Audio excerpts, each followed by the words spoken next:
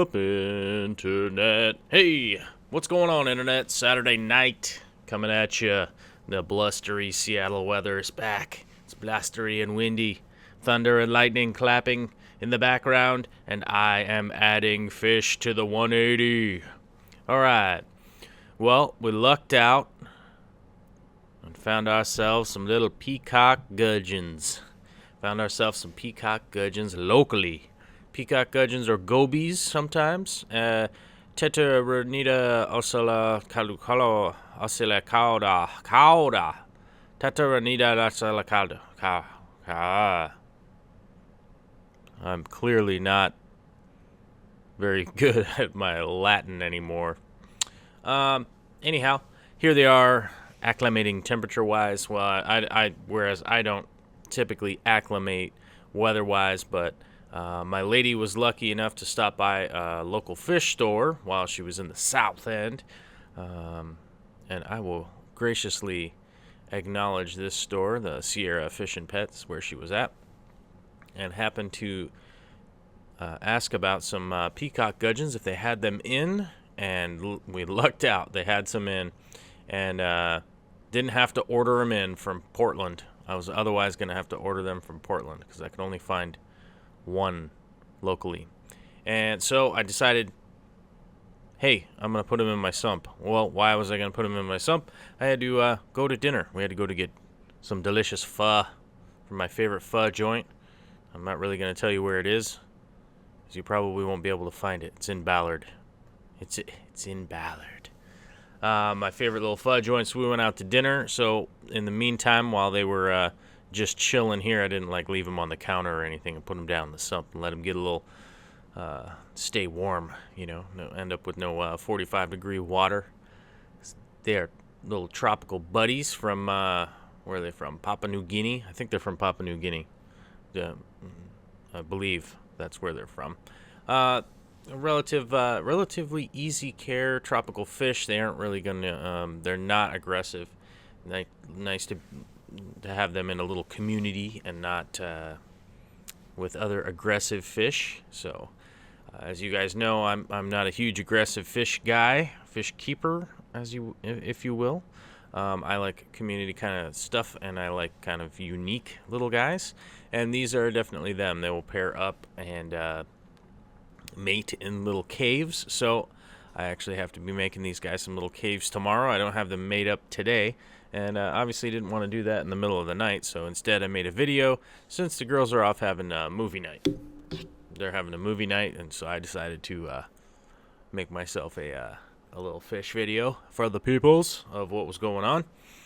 As you can see here, I'm busting them out of the bags. One thing I'd like to note to most people, when they're double bagged like that, it's kind of impossible to get the other bag off. Just poke a hole in the bottom of the outside bag and it will allow air in so you can yank it off. I just cut them off, and I do the plop and drop method, if you will.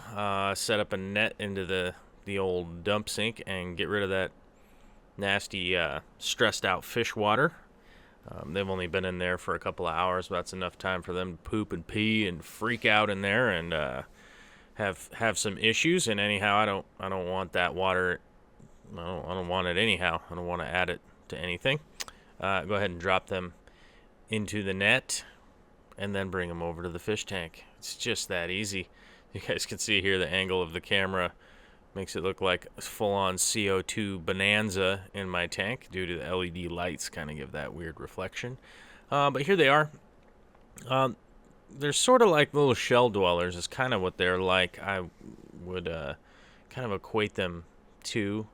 They just kind of bebop around at the bottom of the tank. Honestly, I wanted to do bumblebee gobies again, but I didn't want to do a brackish tank. I didn't want to end up converting this into a brackish tank, so I went with my next favorite fish, which is the little peacock gudgeon. These little guys are awesome. They're really vibrantly colored. As you can see, they're kind of washed out from shipping and just kind of being stressed out in the bag and whatnot. But even stressed out and undercolored, they're still really really pretty fish. Go ahead and Google the peacock gudgeon. You'll get some really great shots. I haven't been able to get any fantastic shots of their coloring yet because they have not colored up. But added a little bit of food for them, make them feel a little bit safe, and they're just fitting right in. Lemmy was wondering who was there. They're kind of messing with the Amano shrimp just a little bit, but they're not very aggressive towards shrimp. Oftentimes I've seen them kept with breeding colonies without very big issue, but they do have these bright blue little eyes, and their rainbow bodies are just amazing once they color up, and their temperament is just my style. I just like to bebop around at the bottom of the tank. Look at this sweet camera moves I'm doing here. Jesus. Sorry about that. I thought I had edited that out. Apparently I had not. But as you can see, they'll pair up and hang out in the little caves and do their thing, if you know what I'm saying. In the little caves. And there was the subscribe thing. Subscribe thing came and went, but I'm excited to get 6 of these little buddies in here. Hopefully I can find a few more or get them breeding lickety split, which shouldn't be a big issue. I think I have 4 females and 2 males, so we should be pairing up fairly quickly and get some going. Don't forget to comment because I like to read them. They're always either informative or hilarious one way or another. So don't forget to comment. But that's going to be the end of this video. Short little video here on a Saturday night just to check in with you and make sure you know that I am, in fact, going through with the peacock gudgeons, my little favorite guys. All right, that's the end of the video. Later.